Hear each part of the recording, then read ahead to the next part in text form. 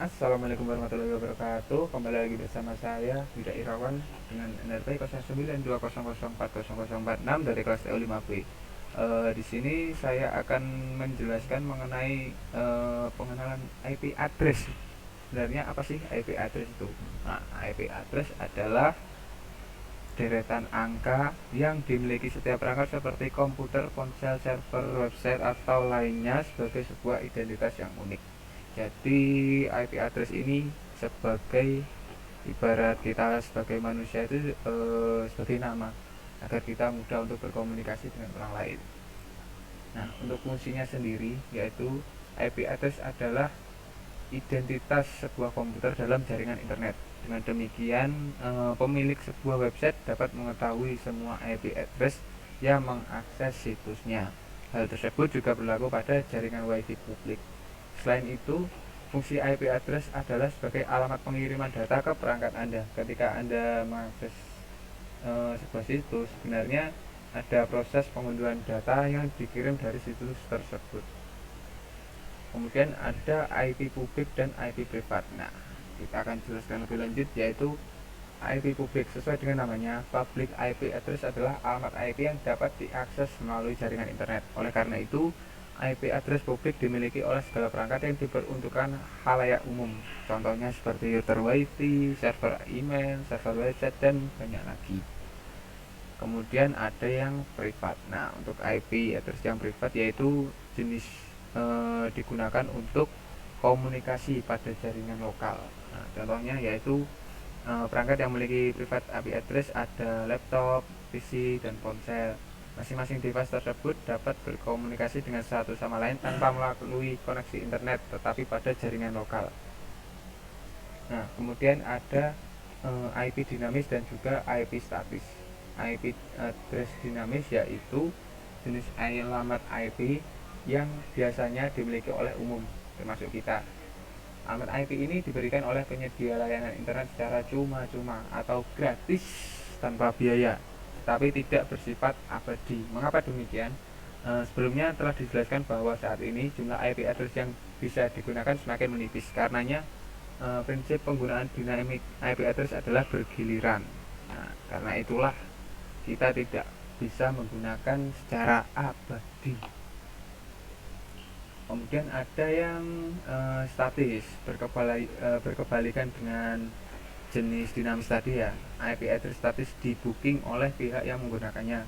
Pengguna yang melakukan reservasi terhadap satu atau lebih alamat IP termasuk penyedia layanan web hosting, VPN, FTP. Mereka membutuhkan IP address yang tidak berubah karena layanan yang bergantung pada IP address tersebut. Tentunya untuk IP address yang statis ini harus berbayar karena kita bisa menggunakannya secara abadi. Kemudian ada shared IP dan dedicated IP. Shared IP dengan penjelasan sebelumnya mengenai IP publik, pastinya Anda sudah paham lah. Masing-masing server website memiliki satu alamat IP. Nah, shared IP biasanya terdapat pada server web hostingnya, di mana semua pengguna berbagai seluruh sumber daya server tersebut. Kemudian ada dedicated IP. Nah, jika shared IP dipakai bersama-sama oleh semua pengguna pada suatu server, dedicated IP hanya digunakan oleh satu domain. Nah, di sini selanjutnya ada kelas-kelas dari IP address. Nah, untuk IP address IPv4 juga dibagi menjadi beberapa kelas. Nah, masing-masing memiliki rentang angka serta jumlah maksimal alamat IP-nya. Untuk yang pertama yaitu kelas A, rentan angka 0 sampai ini sekian. Kemudian jumlah maksimal alamat IP-nya ada 16.777.216 buah. Kemudian ada maksimal jaringan 128 atau kita bisa menyebutnya ada 128 sekitar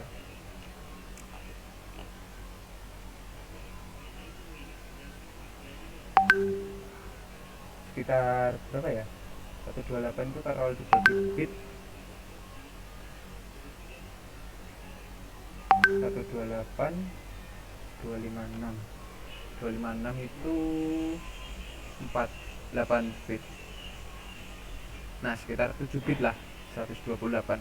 Kemudian ada kelas B. Kelas B untuk rentangnya ada 128.000 ini sampai sekian banyak, jadi semakin ke bawah semakin banyak. Lanjut ada jumlah maksimal alamat IP untuk kelas B yaitu 1.048.576 buah. Kemudian untuk jumlah maksimal jaringannya ada 16.000 lebih.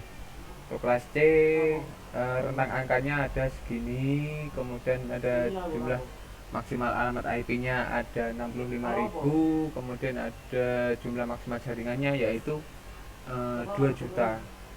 Untuk kelas D ini semakin banyak lagi, sehingga ada jumlah maksimal alamat IP-nya itu tidak bisa didefinisikan sama jumlah maksimal jaringan. Untuk kelas E juga seperti itu. Nah, mungkin sekian dari saya. Mohon maaf apabila ada salah kata. Terima kasih. Wassalamualaikum warahmatullahi wabarakatuh.